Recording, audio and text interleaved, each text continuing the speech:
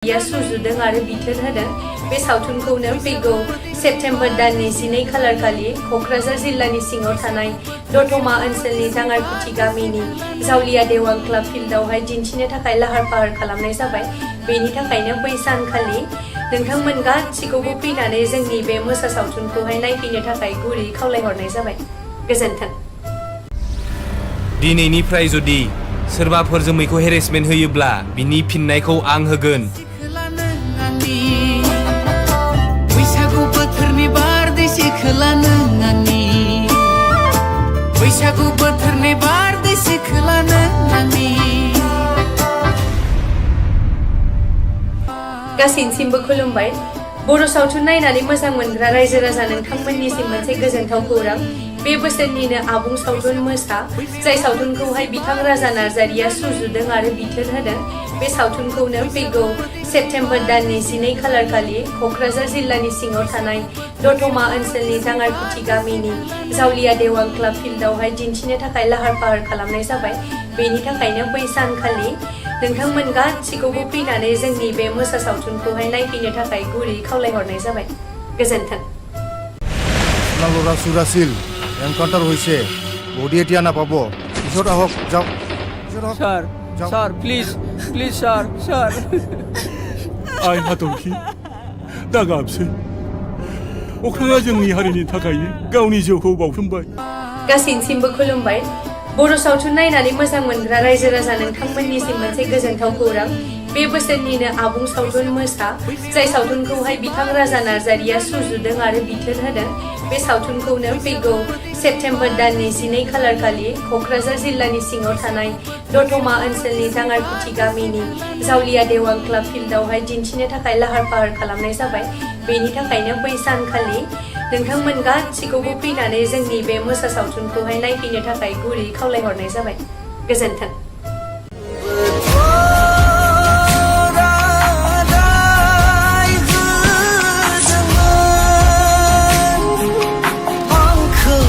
फैजासिम अराय समसिम नेनानै थागोन। गासैनिसिमबो खुलुमबाय। बर' सावथुन नायनानै मोजां मोनग्रा रायजो राजा नोंथांमोननिसिम मोनसे गोजोनथाव खौरां। बे बोसोरनिनो आबुं सावथुन मोसा जाय सावथुनखौहाय बिथां राजा नार्जारिया सुजुदों आरो बिथोन होदों बे सावथुनखौनो फैगौ सेप्तेम्बर दाननि 12 खालार खालि क'क्राझार जिल्लानि सिङाव थानाय दतमा ओनसोलनि जांगारकुथि गामिनि जावलिया देवां क्लाब फिल्डआवहाय दिन्थिनो थाखाय लाहार फाहार खालामनाय जाबाय।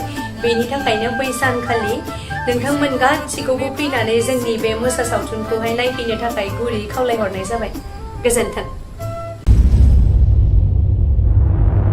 आंनि मेलेमा हाया सोदोबखौ बुजिया बुजायोसो मिन्थिखायोना नोंसोर? हाबेलाय आला लायबाय।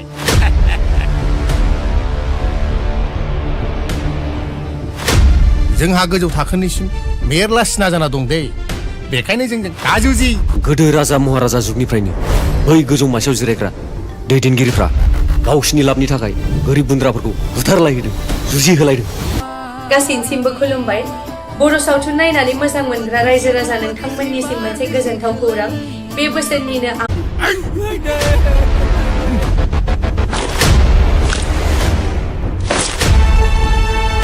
नोंनि अरादा नोंखौ खेबसे बासायनो हागौ खेबनै नङा। गासैनिसिमबो खुलुमबाय। बर' सावथुन नायनानै मोजां मोनग्रा रायजो राजा नोंथांमोननिसिम मोनसे गोजोनथाव खौरां। बे बोसोरनिनो आबुं सावथुन मोसा जाय सावथुनखौहाय बिथां राजा नार्जारिया सुजुदों आरो बिथोन होदों बे सावथुनखौनो फैगौ सेप्तेम्बर दाननि 12 खालार खालि क'क्राझार जिल्लानि सिङाव थानाय दतमा ओनसोलनि जांगारकुथि गामिनि जावलिया देवां क्लाब फिल्डआवहाय दिन्थिनो थाखाय लाहार फाहार खालामनाय जाबाय। बेनि थाखायनो बै सानखालि नोंथांमोन गासिखौबो फैनानै जोंनि बे मोसा सावथुनखौहाय नायफैनो थाखाय गुरै खावलायहरनाय जाबाय। गोजोन्थों। बे जायगानि सोरजिगिरिया आंसो। सियालफ्रा जेसेखि सालाक जायामोन हाग्रायाव गावनिफ्राय फिसासिन सालाकखौ जों बुथारनानै जानो नोंसोर आंखौ बुथारनो मोसासो आं मोसा। गासैनिसिमबो खुलुमबाय। बर' सावथुन नायनानै मोजां मोनग्रा रायजो राजा नोंथांमोननिसिम मोनसे गोजोनथाव खौरां। बे बोसोरनिनो आबुं सावथुन मोसा जाय सावथुनखौहाय बिथां राजा नार्जारिया सुजुदों आरो बिथोन होदों बे सावथुनखौनो फैगौ सेप्तेम्बर दाननि 12 खालार खालि क'क्राझार जिल्लानि सिङाव थानाय दतमा ओनसोलनि जांगारकुथि गामिनि जावलिया देवां क्लाब फिल्डआवहाय दिन्थिनो थाखाय लाहार फाहार खालामनाय जाबाय।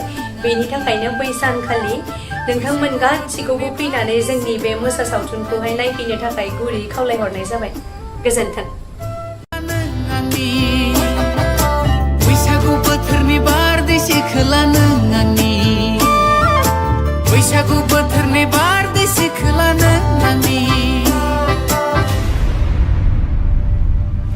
गासैनिसिमबो खुलुमबाय। बर' सावथुन नायनानै मोजां मोनग्रा रायजो राजा नोंथांमोननिसिम मोनसे गोजोनथाव खौरां। बे बोसोरनिनो आबुं सावथुन मोसा जाय सावथुनखौहाय बिथां राजा नार्जारिया सुजुदों आरो बिथोन होदों बे सावथुनखौनो फैगौ सेप्तेम्बर दाननि 12 खालार खालि क'क्राझार जिल्लानि सिङाव थानाय दतमा ओनसोलनि जांगारकुथि गामिनि जावलिया देवां क्लाब फिल्डआवहाय दिन्थिनो थाखाय लाहार फाहार खालामनाय जाबाय। बेनि थाखायनो बै सानखालि नोंथांमोन गासिखौबो फैनानै जोंनि बे मोसा सावथुनखौहाय नायफैनो थाखाय गुरै खावलायहरनाय जाबाय। गोजोन्थों। दिनैनिफ्राय जुदि सोरबाफोर जोमैखौ हेरेसमेन्ट होयोब्ला बिनि फिननायखौ आं होगोन। बैसागु बोथोरनि बारदै सिख्ला नों आंनि बैसागु बोथोरनि बारदै सिख्ला नों आंनि गासैनिसिमबो खुलुमबाय। बर' सावथुन नायनानै मोजां मोनग्रा रायजो राजा नोंथांमोननिसिम मोनसे गोजोनथाव खौरां। बे बोसोरनिनो आबुं सावथुन मोसा जाय सावथुनखौहाय बिथां राजा नार्जारिया सुजुदों आरो बिथोन होदों बे सावथुनखौनो फैगौ सेप्तेम्बर दाननि 12 खालार खालि क'क्राझार जिल्लानि सिङाव थानाय दतमा ओनसोलनि जांगारकुथि गामिनि जावलिया देवां क्लाब फिल्डआवहाय दिन्थिनो थाखाय लाहार फाहार खालामनाय जाबाय। बेनि थाखायनो बै सानखालि नोंथांमोन गासिखौबो फैनानै जोंनि बे मोसा सावथुनखौहाय नायफैनो थाखाय गुरै खावलायहरनाय जाबाय। गोजोन्थों। লৰা চুৰাছিল এনকাউণ্টাৰ হৈছে বডি এতিয়া নাপাব পিছত আহক যাওক sir sir please please sir sir आइ हाथरखि अख्राङा जोंनि हारिनि थाखायनो गावनि जिउखौ बावसोमबाय। गासैनिसिमबो खुलुमबाय। बर' सावथुन नायनानै मोजां मोनग्रा रायजो राजा नोंथांमोननिसिम मोनसे गोजोनथाव खौरां। बे बोसोरनिनो आबुं सावथुन मोसा जाय सावथुनखौहाय बिथां राजा नार्जारिया सुजुदों आरो बिथोन होदों बे सावथुनखौनो फैगौ सेप्तेम्बर दाननि 12 खालार खालि क'क्राझार जिल्लानि सिङाव थानाय दतमा ओनसोलनि जांगारकुथि गामिनि जावलिया देवां क्लाब फिल्डआवहाय दिन्थिनो थाखाय लाहार फाहार खालामनाय जाबाय। बेनि थाखायनो बै सानखालि नोंथांमोन गासिखौबो फैनानै जोंनि बे मोसा सावथुनखौहाय नायफैनो थाखाय गुरै खावलायहरनाय जाबाय। गोजोन्थों।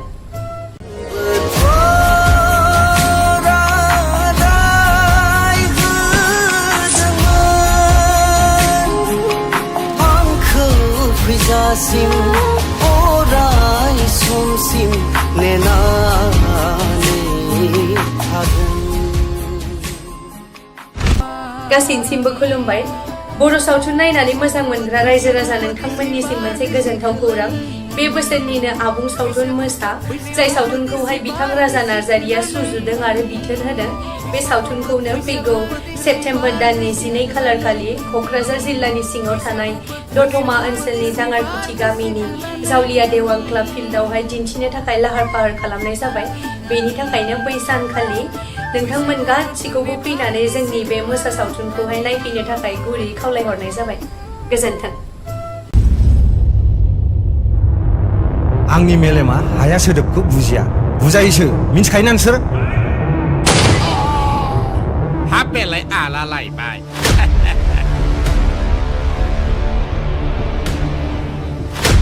जोंहा गोजौ थाखोनिसिम मेरला सिना जाना दं दे बेखायनो जोंजों गाजुजि गोदो राजा महाराजा जुगनिफ्रायनो बै गोजौ मासियाव जिरायग्रा दैदेनगिरिफ्रा गावसिनि लाबनि थाखाय गोरिब गुन्द्राफोरखौ बुथारलायहोदों जुजिहोलायदों।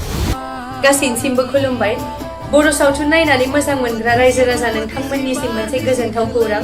बे बोसोरनिनो आबुं सावथुन मोसा जाय सावथुनखौहाय बिथां राजा नार्जारिया सुजुदों आरो बिथोन होदों बे सावथुनखौनो फैगौ सेप्तेम्बर दाननि 12 खालार खालि क'क्राझार जिल्लानि सिङाव थानाय दतमा ओनसोलनि जांगारकुथि गामिनि जावलिया देवां क्लाब फिल्डआवहाय दिन्थिनो थाखाय लाहार फाहार खालामनाय जाबाय।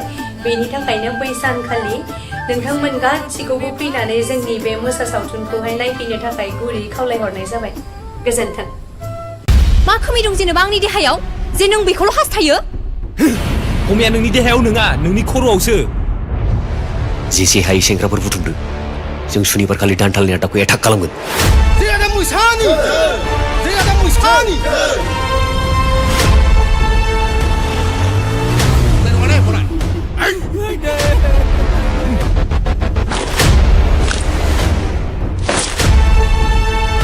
नोंनि बरादा नोंखौ खेबसे बासायनो हागौ खेबनै नङा गासैनिसिमबो खुलुमबाय बर' सावथुन नायनानै मोजां मोनग्रा रायजो राजा नोंथांमोननिसिम मोनसे गोजोनथाव खौरां बे बोसोरनिनो आबुं सावथुन मोसा जाय सावथुनखौहाय बिथां राजा नार्जारिया सुजुदों आरो बिथोन होदों बे सावथुनखौनो फैगौ सेप्तेम्बर दाननि 12 खालार खालि क'क्राझार जिल्लानि सिङाव थानाय दतमा ओनसोलनि जांगारकुथि गामिनि जावलिया देवां क्लाब फिल्डआवहाय दिन्थिनो थाखाय लाहार फाहार खालामनाय जाबाय बेनि थाखायनो बै सानखालि नोंथांमोन गासिखौबो फैनानै जोंनि बे मोसा सावथुनखौहाय नायफैनो थाखाय गुरै खावलायहरनाय जाबाय गोजोन्थों बे जायगानि सोरजिगिरिया आंसो सियालफ्रा जेसेखि सालाक जायामोन हाग्रायाव गावनिफ्राय फिसासिन सासेखौ जों बुथारनानै जानो नोंसोर आंखौ बुथारनो मोसासो आं मोसा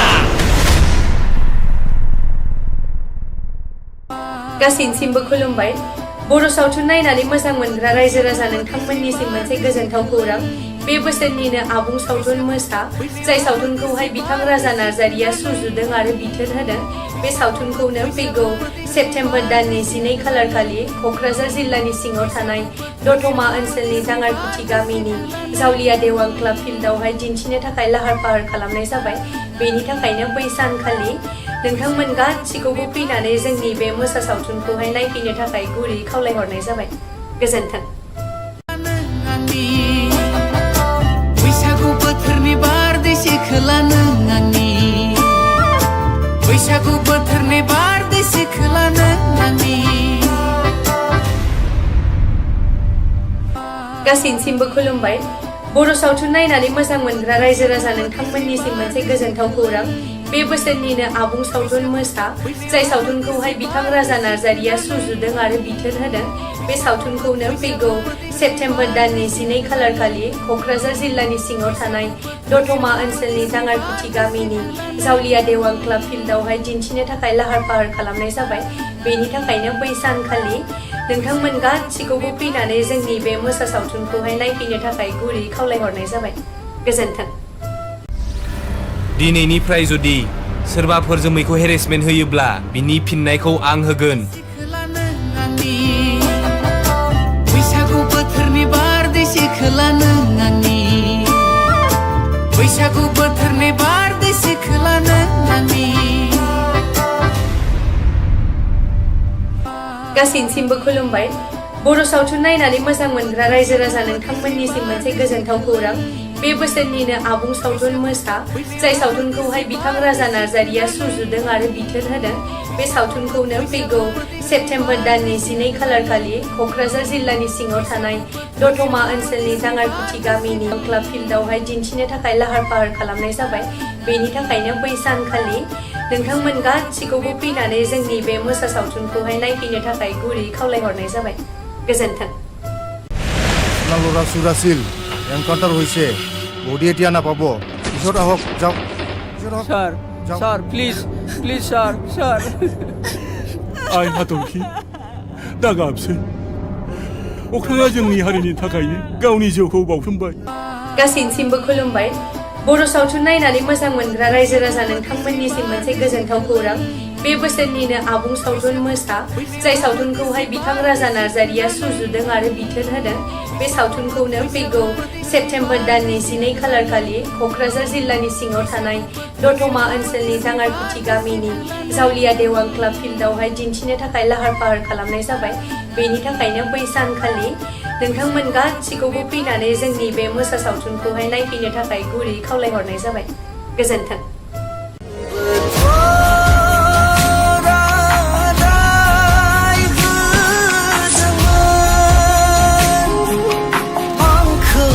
फैजासिम अराय समसिम नेनानै थागोन गासैनिसिमबो खुलुमबाय बर' सावथुन नायनानै मोजां मोनग्रा रायजो राजा नोंथांमोननिसिम मोनसे गोजोनथाव खौरां बे बोसोरनिनो आबुं सावथुन मोसा जाय सावथुनखौहाय बिथां राजा नार्जारिया सुजुदों आरो बिथोन होदों बे सावथुनखौनो फैगौ सेप्तेम्बर दाननि 12 खालार खालि क'क्राझार जिल्लानि सिङाव थानाय दतमा ओनसोलनि दाङारकुथि गामिनि जावलिया देवां क्लाब फिल्डआवहाय दिन्थिनो थाखाय लाहार फाहार खालामनाय जाबाय बेनि थाखायनो बै सानखालि नोंथांमोन गासिखौबो फैनानै जोंनि बे मोसा सावथुनखौहाय नायफैनो थाखाय गुरै खावलायहरनाय जाबाय गोजोन्थों आंनि मेलेमा हाया सोदोबखौ बुजिया बुजायोसो मिन्थिखायोना नोंसोर हाबेलाय आला लायबाय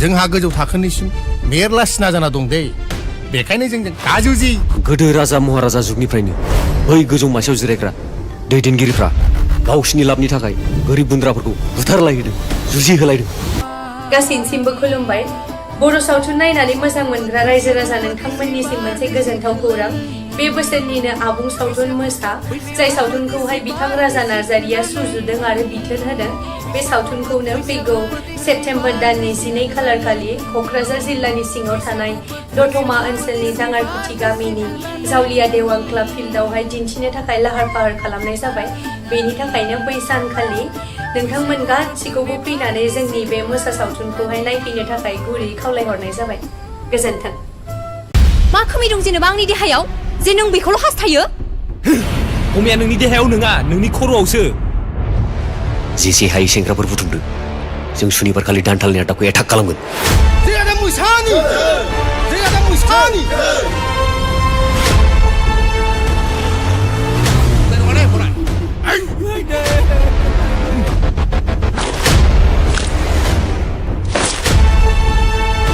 नोंनि अरादा नोंखौ खेबसे बासायनो हागौ खेबनै नङा गासैनिसिमबो खुलुमबाय बर' सावथुन नायनानै मोजां मोनग्रा रायजो राजा नोंथांमोननिसिम मोनसे गोजोनथाव खौरां बे बोसोरनिनो आबुं सावथुन मोसा जाय सावथुनखौहाय बिथां राजा नार्जारिया सुजुदों आरो बिथोन होदों बे सावथुनखौनो फैगौ सेप्तेम्बर दाननि 12 खालार खालि क'क्राझार जिल्लानि सिङाव थानाय दतमा ओनसोलनि दाङारकुथि गामिनि जावलिया देवां क्लाब फिल्डआवहाय दिन्थिनो थाखाय लाहार फाहार खालामनाय जाबाय बेनि थाखायनो बै सानखालि नोंथांमोन गासिखौबो फैनानै जोंनि बे मोसा सावथुनखौहाय नायफैनो थाखाय गुरै खावलायहरनाय जाबाय गोजोन्थों बे जायगानि सोरजिगिरिया आंसो सियालफ्रा जेसेखि सालाक जायामोन हाग्रायाव गावनिफ्राय फिसासिन सासेखौसो बुथारनानै जानो नोंसोर आंखौ बुथारनो मोसासो आं मोसा गासैनिसिमबो खुलुमबाय बर' सावथुन नायनानै मोजां मोनग्रा रायजो राजा नोंथांमोननिसिम मोनसे गोजोनथाव खौरां बे बोसोरनिनो आबुं सावथुन मोसा जाय सावथुनखौहाय बिथां राजा नार्जारिया सुजुदों आरो बिथोन होदों बे सावथुनखौनो फैगौ सेप्तेम्बर दाननि 12 खालार खालि क'क्राझार जिल्लानि सिङाव थानाय दतमा ओनसोलनि दाङारकुथि गामिनि जावलिया देवां क्लाब फिल्डआवहाय दिन्थिनो थाखाय लाहार फाहार खालामनाय जाबाय बेनि थाखायनो बै सानखालि नोंथांमोन गासिखौबो फैनानै जोंनि बे मोसा सावथुनखौहाय नायफैनो थाखाय गुरै खावलायहरनाय जाबाय गोजोन्थों बैसागु बोथोरनि बारदै सिखोला नों आंनि बैसागु बोथोरनि बारदै सिखोला नों आंनि गासैनिसिमबो खुलुमबाय बर' सावथुन नायनानै मोजां मोनग्रा रायजो राजा नोंथांमोननिसिम मोनसे गोजोनथाव खौरां बे बोसोरनिनो आबुं सावथुन मोसा जाय सावथुनखौहाय बिथां राजा नार्जारिया सुजुदों आरो बिथोन होदों बे सावथुनखौनो फैगौ सेप्तेम्बर दाननि 12 खालार खालि क'क्राझार जिल्लानि सिङाव थानाय दतमा ओनसोलनि दाङारकुथि गामिनि जावलिया देवां क्लाब फिल्डआवहाय दिन्थिनो थाखाय लाहार फाहार खालामनाय जाबाय बेनि थाखायनो बै सानखालि नोंथांमोन गासिखौबो फैनानै जोंनि बे मोसा सावथुनखौहाय नायफैनो थाखाय गुरै खावलायहरनाय जाबाय गोजोन्थों दिनैनिफ्राय जुदि सोरबाफोर जोमैखौ हेरेसमेन्ट होयोब्ला बिनि फिननायखौ आं होगोन बैसागु बोथोरनि बारदै सिखोला नों आंनि बैसागु बोथोरनि बारदै सिखोला नों आंनि गासैनिसिमबो खुलुमबाय बर' सावथुन नायनानै मोजां मोनग्रा रायजो राजा नोंथांमोननिसिम मोनसे गोजोनथाव खौरां बे बोसोरनिनो आबुं सावथुन मोसा जाय सावथुनखौहाय बिथां राजा नार्जारिया सुजुदों आरो बिथोन होदों बे सावथुनखौनो फैगौ सेप्तेम्बर दाननि 12 खालार खालि क'क्राझार जिल्लानि सिङाव थानाय दतमा ओनसोलनि जाङारकुथि गामिनि जावलिया देवां क्लाब फिल्डआवहाय दिन्थिनो थाखाय लाहार फाहार खालामनाय जाबाय। बेनि थाखायनो बै सानखालि नोंथांमोन गासिखौबो फैनानै जोंनि बे मोसा सावथुनखौहाय नायफैनो थाखाय गुरै खावलायहरनाय जाबाय। गोजोन्थों। আপোনালোকৰ চুৰাছিল এনকাউণ্টাৰ হৈছে বডি এতিয়া নাপাব পিছত আহক যাওক sir sir please please sir sir आइ हाथरखि दा गाबसै अख्राङा जोंनि हारिनि थाखायनो गावनि जिउखौ बाउसोमबाय। गासैनिसिमबो खुलुमबाय। बर' सावथुन नायनानै मोजां मोनग्रा रायजो राजा नोंथांमोननिसिम मोनसे गोजोनथाव खौरां बे बोसोरनिनो आबुं सावथुन मोसा जाय सावथुनखौहाय बिथां राजा नार्जारिया सुजुदों आरो बिथोन होदों बे सावथुनखौनो फैगौ सेप्तेम्बर दाननि 12 खालार खालि क'क्राझार जिल्लानि सिङाव थानाय दतमा ओनसोलनि जाङारकुथि गामिनि जावलिया देवां क्लाब फिल्डआवहाय दिन्थिनो थाखाय लाहार फाहार खालामनाय जाबाय। बेनि थाखायनो बै सानखालि नोंथांमोन गासिखौबो फैनानै जोंनि बे मोसा सावथुनखौहाय नायफैनो थाखाय गुरै खावलायहरनाय जाबाय। गोजोन्थों।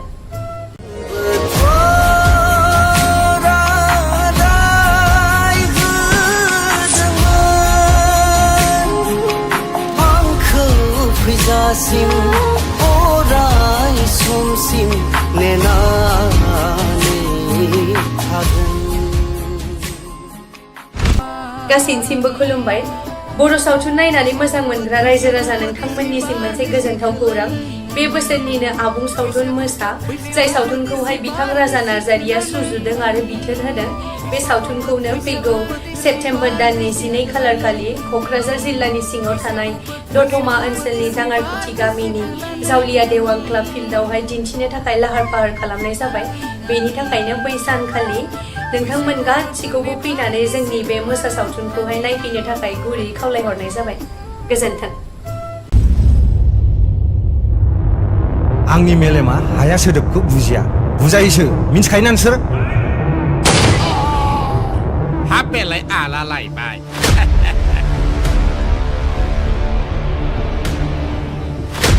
जोंहा गोजौ थाखोनिसिम मेरला सिना जाना दं दे बेखायनो जोंजों गाजुजि गोदो राजा महाराजा जुगनिफ्रायनो बै गोजौ मासियाव जिरायग्रा दैदेनगिरिफ्रा गावसिनि लाबनि थाखाय गोरिब गुन्द्राफोरखौ बुथारलायहोदों जुजिहोलायदों। गासैनिसिमबो खुलुमबाय।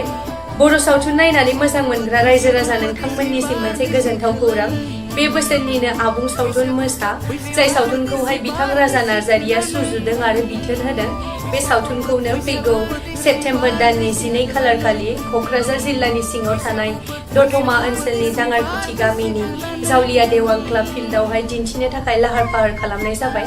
बेनि थाखायनो बै सानखालि नोंथांमोन गासिखौबो फैनानै जोंनि बे मोसा सावथुनखौहाय नायफैनो थाखाय गुरै खावलायहरनाय जाबाय।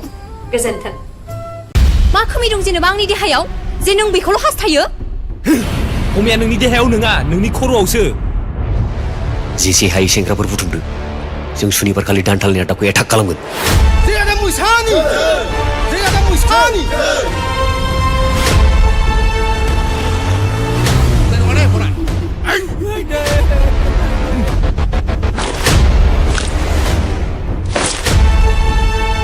नोंनि बरादा नोंखौ खेबसे बासायनो हागौ खेबनै नङा।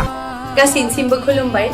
बर' सावथुन नायनानै मोजां मोनग्रा रायजो राजा नोंथांमोननिसिम मोनसे गोजोनथाव खौरां बे बोसोरनिनो आबुं सावथुन मोसा जाय सावथुनखौहाय बिथां राजा नार्जारिया सुजुदों आरो बिथोन होदों बे सावथुनखौनो फैगौ सेप्तेम्बर दाननि 12 खालार खालि क'क्राझार जिल्लानि सिङाव थानाय दतमा ओनसोलनि जाङारकुथि गामिनि जावलिया देवां क्लाब फिल्डआवहाय दिन्थिनो थाखाय लाहार फाहार खालामनाय जाबाय। बेनि थाखायनो बै सानखालि नोंथांमोन गासिखौबो फैनानै जोंनि बे मोसा सावथुनखौहाय नायफैनो थाखाय गुरै खावलायहरनाय जाबाय। गोजोन्थों। बे जायगानि सोरजिगिरिया आंसो। सियालफ्रा जेसेखि सालाक जायामोन हाग्रायाव गावनिफ्राय फिसासिन सालाकखौ जों बुथारनानै जानो हायो। नोंसोर आंखौ बुथारनो मोसासो आं मोसा। गासैनिसिमबो खुलुमबाय। बर' सावथुन नायनानै मोजां मोनग्रा रायजो राजा नोंथांमोननिसिम मोनसे गोजोनथाव खौरां बे बोसोरनिनो आबुं सावथुन मोसा जाय सावथुनखौहाय बिथां राजा नार्जारिया सुजुदों आरो बिथोन होदों बे सावथुनखौनो फैगौ सेप्तेम्बर दाननि 12 खालार खालि क'क्राझार जिल्लानि सिङाव थानाय दतमा ओनसोलनि जांगारकुथि गामिनि जावलिया देवां क्लाब फिल्डआवहाय दिन्थिनो थाखाय लाहार फाहार खालामनाय जाबाय। बेनि थाखायनो बै सानखालि नोंथांमोन गासिखौबो फैनानै जोंनि बे मोसा सावथुनखौहाय नायफैनो थाखाय गुरै खावलायहरनाय जाबाय। गोजोन्थों। बैसागु बोथोरनि बारदै सिख्ला नों आंनि बैसागु बोथोरनि बारदै सिख्ला नों आंनि गासैनिसिमबो खुलुमबाय। बर' सावथुन नायनानै मोजां मोनग्रा रायजो राजा नोंथांमोननिसिम मोनसे गोजोनथाव खौरां। बे बोसोरनिनो आबुं सावथुन मोसा जाय सावथुनखौहाय बिथां राजा नार्जारिया सुजुदों आरो बिथोन होदों बे सावथुनखौनो फैगौ सेप्तेम्बर दाननि 12 खालार खालि क'क्राझार जिल्लानि सिङाव थानाय दतमा ओनसोलनि जांगारकुथि गामिनि जावलिया देवां क्लाब फिल्डआवहाय दिन्थिनो थाखाय लाहार फाहार खालामनाय जाबाय। बेनि थाखायनो बै सानखालि नोंथांमोन गासिखौबो फैनानै जोंनि बे मोसा सावथुनखौहाय नायफैनो थाखाय गुरै खावलायहरनाय जाबाय। गोजोन्थों। दिनैनिफ्राय जुदि सोरबाफोर जोमैखौ हेरेसमेन्ट होयोब्ला बिनि फिननायखौ आं होगोन। बैसागु बोथोरनि बारदै सिख्ला नों आंनि बैसागु बोथोरनि बारदै सिख्ला नों आंनि बर' सावथुन नायनानै मोजां मोनग्रा रायजो राजा नोंथांमोननिसिम मोनसे गोजोनथाव खौरां। बे बोसोरनिनो आबुं सावथुन मोसा जाय सावथुनखौहाय बिथां राजा नार्जारिया सुजुदों आरो बिथोन होदों बे सावथुनखौनो फैगौ सेप्तेम्बर दाननि 12 खालार खालि क'क्राझार जिल्लानि सिङाव थानाय दतमा ओनसोलनि जांगारकुथि गामिनि जावलिया देवां क्लाब फिल्डआवहाय दिन्थिनो थाखाय लाहार फाहार खालामनाय जाबाय। बेनि थाखायनो बै सानखालि नोंथांमोन गासिखौबो फैनानै जोंनि बे मोसा सावथुनखौहाय नायफैनो थाखाय गुरै खावलायहरनाय जाबाय। गोजोन्थों। সুরাসিল এনকাউন্টার হয়েছে বডি এতিয়া নাপাব পিছত আহক যাওক sir sir please please sir sir आइ हाथरखि दा गाबसै अख्राङा जोंनि हारिनि थाखायनो गावनि जिउखौ बाउसोमबाय। गासैनिसिमबो खुलुमबाय।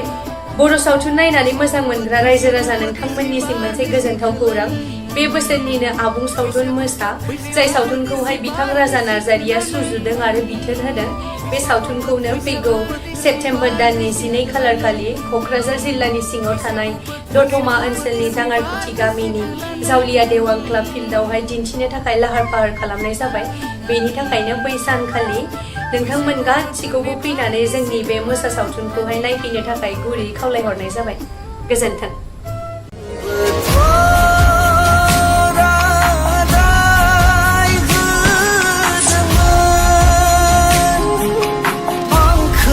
फैजासिम अराय समसिम नेनानै थागोन। गासैनिसिमबो खुलुमबाय। बर' सावथुन नायनानै मोजां मोनग्रा रायजो राजा नोंथांमोननिसिम मोनसे गोजोनथाव खौरां। बे बोसोरनिनो आबुं सावथुन मोसा जाय सावथुनखौहाय बिथां राजा नार्जारिया सुजुदों आरो बिथोन होदों बे सावथुनखौनो फैगौ सेप्तेम्बर दाननि 12 खालार खालि क'क्राझार जिल्लानि सिङाव थानाय दतमा ओनसोलनि जांगारकुथि गामिनि जावलिया देवां क्लाब फिल्डआवहाय दिन्थिनो थाखाय लाहार फाहार खालामनाय जाबाय। बेनि थाखायनो बै सानखालि नोंथांमोन गासिखौबो फैनानै जोंनि बे मोसा सावथुनखौहाय नायफैनो थाखाय गुरै खावलायहरनाय जाबाय। गोजोन्थों। आंनि मेलेमा हाया सोदोबखौ बुजिया बुजायोसो मिन्थिखायोना नोंसोर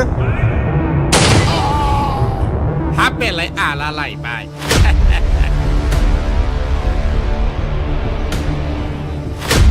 जोंहा गोजौ थाखोनिसिम मेरला सिना जाना दं दे बेखायनो जोंजों गाजुजि गोदो राजा महाराजा जुगनिफ्रायनो बै गोजौ मासियाव जिरायग्रा दैदेनगिरिफ्रा गावसिनि लाबनि थाखाय गोरिब गुन्द्राफोरखौ बुथारलायहोदों जुजिहोलायदों। गासैनिसिमबो खुलुमबाय। बर' सावथुन नायनानै मोजां मोनग्रा रायजो राजा नोंथांमोननिसिम मोनसे गोजोनथाव खौरां। बे बोसोरनिनो आबुं सावथुन मोसा जाय सावथुनखौहाय बिथां राजा नार्जारिया सुजुदों आरो बिथोन होदों बे सावथुनखौनो फैगौ सेप्तेम्बर दाननि 12 खालार खालि क'क्राझार जिल्लानि सिङाव थानाय दतमा ओनसोलनि जांगारकुथि गामिनि जावलिया देवां क्लाब फिल्डआवहाय दिन्थिनो थाखाय लाहार फाहार खालामनाय जाबाय। बेनि थाखायनो बै सानखालि नोंथांमोन गासिखौबो फैनानै जोंनि बे मोसा सावथुनखौहाय नायफैनो थाखाय गुरै खावलायहरनाय जाबाय गोजोन्थों मा खोमै दं जेनेबा आंनि देहायाव जे नों बेखौल' हास्थायो खमिया नोंनि देहायाव नङा नोंनि खर'आवसो जेसे हायै सेंग्राफोर बुथुमदो जों सुनिबार खालि दानथालनि आदाखौ एटाक खालामगोन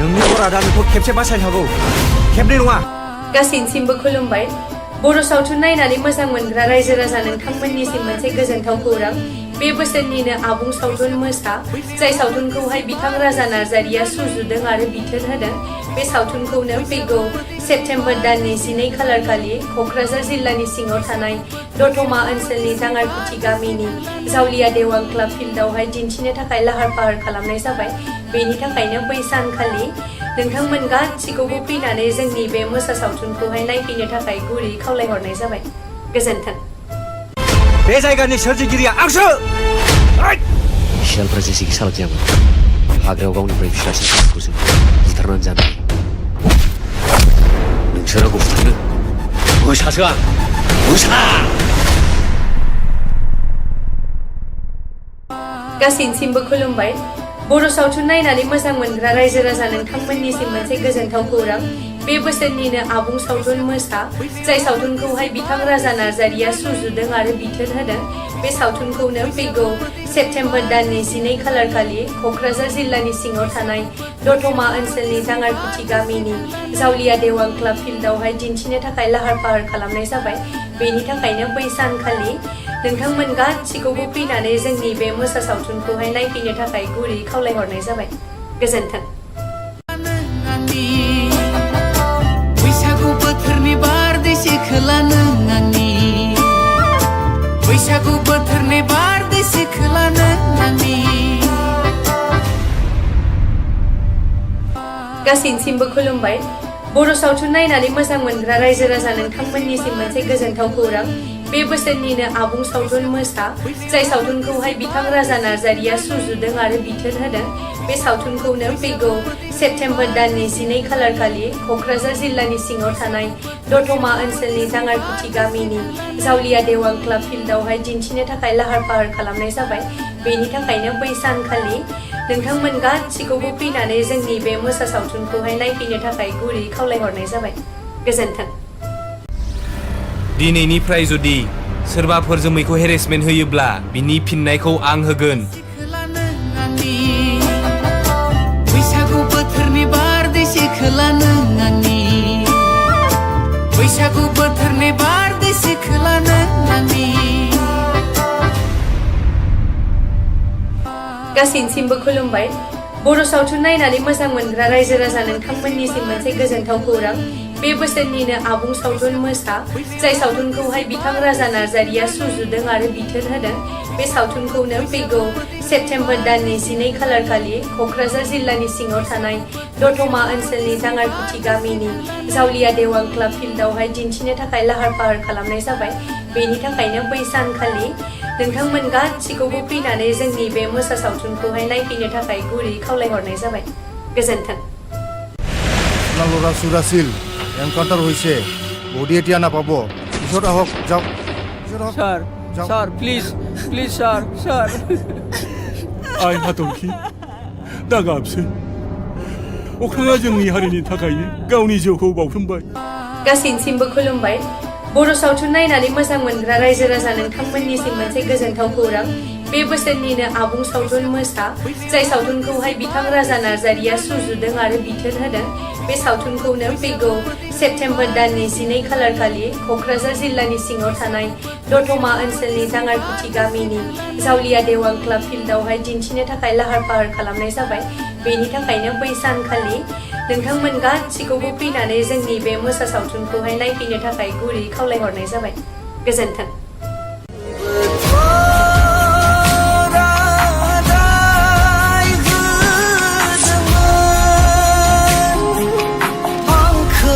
फैजासिम अराय समसिम नेनानै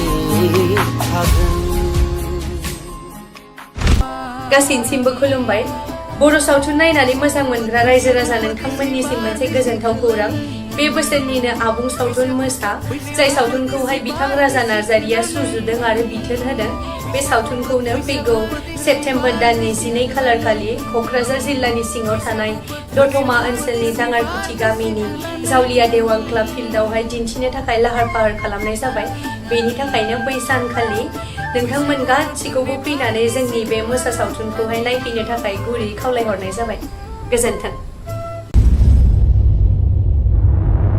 आंनि मेलेमा हाया सोदोबखौ बुजिया बुजायोसो मिन्थिखायोना नोंसोर हाबेलाय आला लायबाय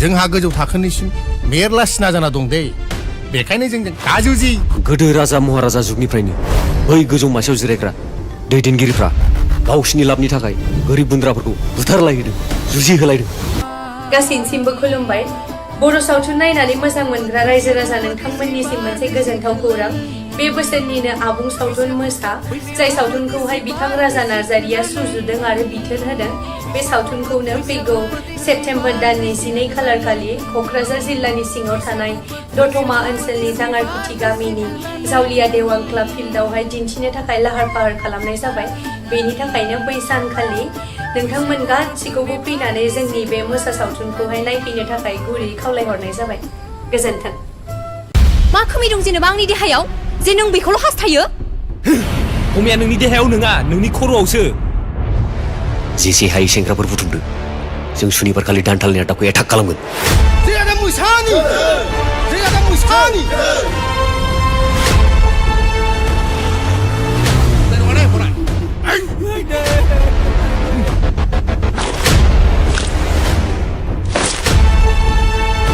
नोंनि अरादा नोंखौ खेबसे बासायनो हागौ खेबनै नङा गासैनिसिमबो खुलुमबाय बर' सावथुन नायनानै मोजां मोनग्रा रायजो राजा नोंथांमोननिसिम मोनसे गोजोनथाव खौरां बे बोसोरनिनो आबुं सावथुन मोसा जाय सावथुनखौहाय बिथां राजा नार्जारिया सुजुदों आरो बिथोन होदों बे सावथुनखौनो फैगौ सेप्तेम्बर दाननि 12 खालार खालि क'क्राझार जिल्लानि सिङाव थानाय दतमा ओनसोलनि जांगारकुथि गामिनि जावलिया देवां क्लाब फिल्डआवहाय दिन्थिनो थाखाय लाहार फाहार खालामनाय जाबाय बेनि थाखायनो बै सानखालि नोंथांमोन गासिखौबो फैनानै जोंनि बे मोसा सावथुनखौहाय नायफैनो थाखाय गुरै खावलायहरनाय जाबाय गोजोन्थों बे जायगानि सोरजिगिरिया आंसो सियालफ्रा जेसेखि सालाक जायामोन हाग्रायाव गावनिफ्राय फिसासिन सासेखौसो बुथारनानै जानो नोंसोर आंखौ बुथारनो मोसासो आं मोसा गासैनिसिमबो खुलुमबाय बर' सावथुन नायनानै मोजां मोनग्रा रायजो राजा नोंथांमोननिसिम मोनसे गोजोनथाव खौरां बे बोसोरनिनो आबुं सावथुन मोसा जाय सावथुनखौहाय बिथां राजा नार्जारिया सुजुदों आरो बिथोन होदों बे सावथुनखौनो फैगौ सेप्तेम्बर दाननि 12 खालार खालि क'क्राझार जिल्लानि सिङाव थानाय दतमा ओनसोलनि जांगारकुथि गामिनि जावलिया देवां क्लाब फिल्डआवहाय बैसागु बोथोरनि बारदै सिख्ला नों आंनि बैसागु बोथोरनि बारदै सिख्ला नों आंनि गासैनिसिमबो खुलुमबाय बर' सावथुन नायनानै मोजां मोनग्रा रायजो राजा नोंथांमोननिसिम मोनसे गोजोनथाव खौरां बे बोसोरनिनो आबुं सावथुन मोसा जाय सावथुनखौहाय बिथां राजा नार्जारिया सुजुदों आरो बिथोन होदों बे सावथुनखौनो फैगौ सेप्तेम्बर दाननि 12 खालार खालि क'क्राझार जिल्लानि सिङाव थानाय दतमा ओनसोलनि जांगारकुथि गामिनि जावलिया देवां क्लाब फिल्डआवहाय दिन्थिनो थाखाय लाहार फाहार खालामनाय जाबाय बेनि थाखायनो बै सानखालि नोंथांमोन गासिखौबो फैनानै जोंनि बे मोसा सावथुनखौहाय नायफैनो थाखाय गुरै खावलायहरनाय जाबाय गोजोन्थों दिनैनिफ्राय जुदि सोरबाफोर जोमैखौ हेरेसमेन्ट होयोब्ला बिनि फिननायखौ आं होगोन बैसागु बोथोरनि बारदै सिख्ला नों आंनि बैसागु बोथोरनि बारदै सिख्ला नों आंनि गासैनिसिमबो खुलुमबाय बर' सावथुन नायनानै मोजां मोनग्रा रायजो राजा नोंथांमोननिसिम मोनसे गोजोनथाव खौरां बे बोसोरनिनो आबुं सावथुन मोसा जाय सावथुनखौहाय बिथां राजा नार्जारिया सुजुदों आरो बिथोन होदों बे सावथुनखौनो फैगौ सेप्तेम्बर दाननि 12 खालार खालि क'क्राझार जिल्लानि सिङाव थानाय दतमा ओनसोलनि दाङारफुथि गामिनि जावलिया देवां क्लाब फिल्डआवहाय दिन्थिनो थाखाय लाहार फाहार खालामनाय जाबाय। बेनि थाखायनो बै सानखालि नोंथांमोन गासिखौबो फैनानै जोंनि बे मोसा सावथुनखौहाय नायफैनो थाखाय गुरै खावलायहरनाय जाबाय। गोजोन्थों। ল'ৰা চুৰাছিল এনকাউণ্টাৰ হৈছে বডি এতিয়া নাপাব পিছত আহক যাওক পিছত আহক স্যার যাওক sir please please sir sir आइ हाथरखि दा गाबसै अख्राङा जोंनि हारिनि थाखायनो गावनि जिउखौ बाउसोमबाय। गासैनिसिमबो खुलुमबाय। बर' सावथुन नायनानै मोजां मोनग्रा रायजो राजा नोंथांमोननिसिम मोनसे गोजोनथाव खौरां। बे बोसोरनिनो आबुं सावथुन मोसा जाय सावथुनखौहाय बिथां राजा नार्जारिया सुजुदों आरो बिथोन होदों बे सावथुनखौनो फैगौ सेप्तेम्बर दाननि 12 खालार खालि क'क्राझार जिल्लानि सिङाव थानाय दतमा ओनसोलनि दाङारफुथि गामिनि जावलिया देवां क्लाब फिल्डआवहाय दिन्थिनो थाखाय लाहार फाहार खालामनाय जाबाय। बेनि थाखायनो बै सानखालि नोंथांमोन गासिखौबो फैनानै जोंनि बे मोसा सावथुनखौहाय नायफैनो थाखाय गुरै खावलायहरनाय जाबाय। गोजोन्थों।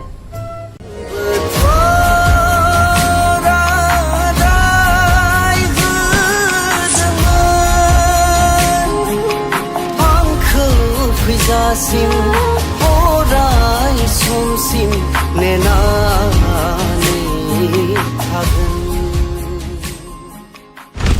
गासैनिसिमबो खुलुमबाय। बर' सावथुन नायनानै मोजां मोनग्रा रायजो राजा नोंथांमोननिसिम मोनसे गोजोनथाव खौरां। बे बोसोरनिनो आबुं सावथुन मोसा जाय सावथुनखौहाय बिथां राजा नार्जारिया सुजुदों आरो बिथोन होदों बे सावथुनखौनो फैगौ सेप्तेम्बर दाननि 12 खालार खालि क'क्राझार जिल्लानि सिङाव थानाय दतमा ओनसोलनि दाङारफुथि गामिनि जावलिया देवां क्लाब फिल्डआवहाय दिन्थिनो थाखाय लाहार फाहार खालामनाय जाबाय। बेनि थाखायनो बै सानखालि नोंथांमोन गासिखौबो फैनानै जोंनि बे मोसा सावथुनखौहाय नायफैनो थाखाय गुरै खावलायहरनाय जाबाय। गोजोन्थों। आंनि मेलेमा हाया सोदोबखौ बुजिया बुजायोसो मिन्थिखायोना नोंसोर? हाबेलाय आलालायबाय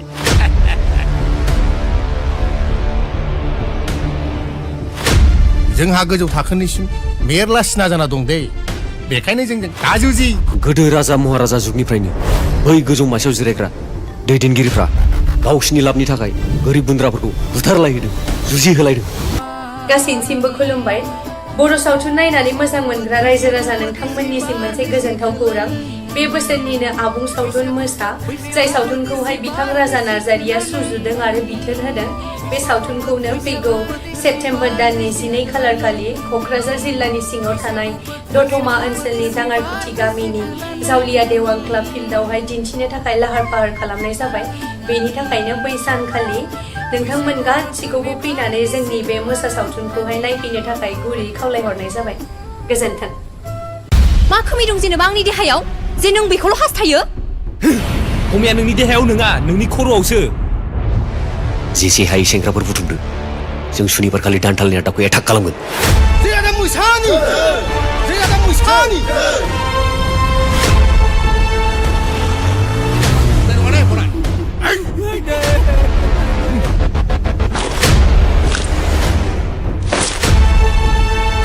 नोंनि अरादा नोंखौ खेबसे बासायनो हागौ खेबनै नङा। गासैनिसिमबो खुलुमबाय। बर' सावथुन नायनानै मोजां मोनग्रा रायजो राजा नोंथांमोननिसिम मोनसे गोजोनथाव खौरां। बे बोसोरनिनो आबुं सावथुन मोसा जाय सावथुनखौहाय बिथां राजा नार्जारिया सुजुदों आरो बिथोन होदों बे सावथुनखौनो फैगौ सेप्तेम्बर दाननि 12 खालार खालि क'क्राझार जिल्लानि सिङाव थानाय दतमा ओनसोलनि दाङारफुथि गामिनि जावलिया देवां क्लाब फिल्डआवहाय दिन्थिनो थाखाय लाहार फाहार खालामनाय जाबाय। बेनि थाखायनो बै सानखालि नोंथांमोन गासिखौबो फैनानै जोंनि बे मोसा सावथुनखौहाय नायफैनो थाखाय गुरै खावलायहरनाय जाबाय। गोजोन्थों। बे जायगानि सोरजिगिरिया आंसो। सियालफ्रा जेसेखि सालाक जायामोन हाग्रायाव गावनिफ्राय फिसासिन जुनारखौ जों बुथारनानै जानो हायो। नोंसोर आंखौ बुथारनो मोसासो आं मोसा। गासैनिसिमबो खुलुमबाय। बर' सावथुन नायनानै मोजां मोनग्रा रायजो राजा नोंथांमोननिसिम मोनसे गोजोनथाव खौरां बे बोसोरनिनो आबुं सावथुन मोसा जाय सावथुनखौहाय बिथां राजा नार्जारिया सुजुदों आरो बिथोन होदों बे सावथुनखौनो फैगौ सेप्तेम्बर दाननि 12 खालार खालि क'क्राझार जिल्लानि सिङाव थानाय दतमा ओनसोलनि जाङारकुथि गामिनि जावलिया देवां क्लाब फिल्डआवहाय दिन्थिनो थाखाय लाहार फाहार खालामनाय जाबाय। बेनि थाखायनो बै सानखालि नोंथांमोन गासिखौबो फैनानै जोंनि बे मोसा सावथुनखौहाय नायफैनो थाखाय गुरै खावलायहरनाय जाबाय। गोजोन्थों। बैसागु बोथोरनि बारदै सिखोला नों आंनि बैसागु बोथोरनि बारदै सिखोला नों आंनि गासैनिसिमबो खुलुमबाय।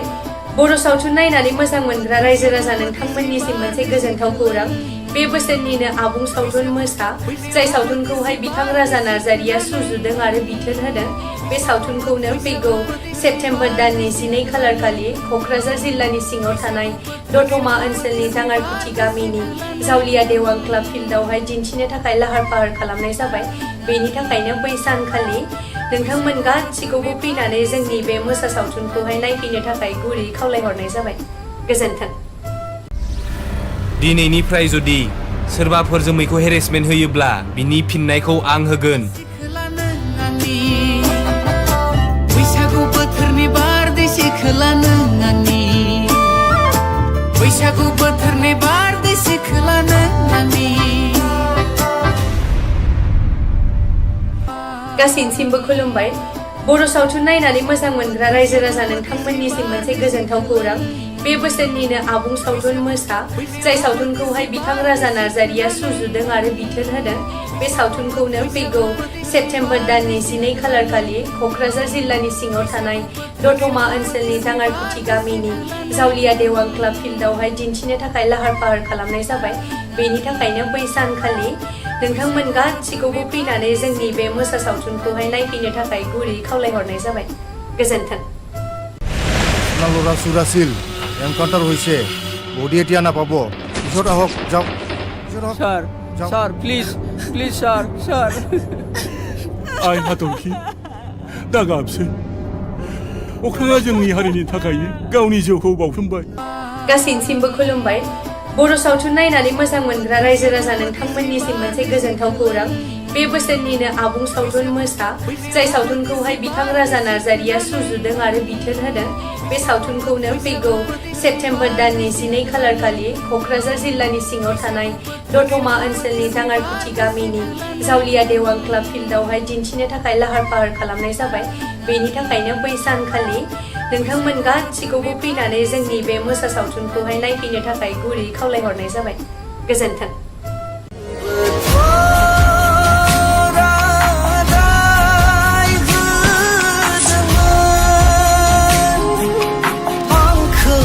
फैजासिम अराय समसिम नेनानै थागोन। गासैनिसिमबो खुलुमबाय। बर' सावथुन नायनानै मोजां मोनग्रा रायजो राजा नोंथांमोननिसिम मोनसे गोजोनथाव खौरां बे बोसोरनिनो आबुं सावथुन मोसा जाय सावथुनखौहाय बिथां राजा नार्जारिया सुजुदों आरो बिथोन होदों बे सावथुनखौनो फैगौ सेप्तेम्बर दाननि 12 खालार खालि क'क्राझार जिल्लानि सिङाव थानाय दतमा ओनसोलनि जाङारकुथि गामिनि जावलिया देवां क्लाब फिल्डआवहाय दिन्थिनो थाखाय लाहार फाहार खालामनाय जाबाय। बेनि थाखायनो बै सानखालि नोंथांमोन गासिखौबो फैनानै जोंनि बे मोसा सावथुनखौहाय नायफैनो थाखाय गुरै खावलायहरनाय जाबाय। गोजोन्थों। आंनि मेलेमा हाया सोदोबखौ बुजिया बुजायोसो मिन्थिखायोना नोंसोर हाबेलाय आलालायबाय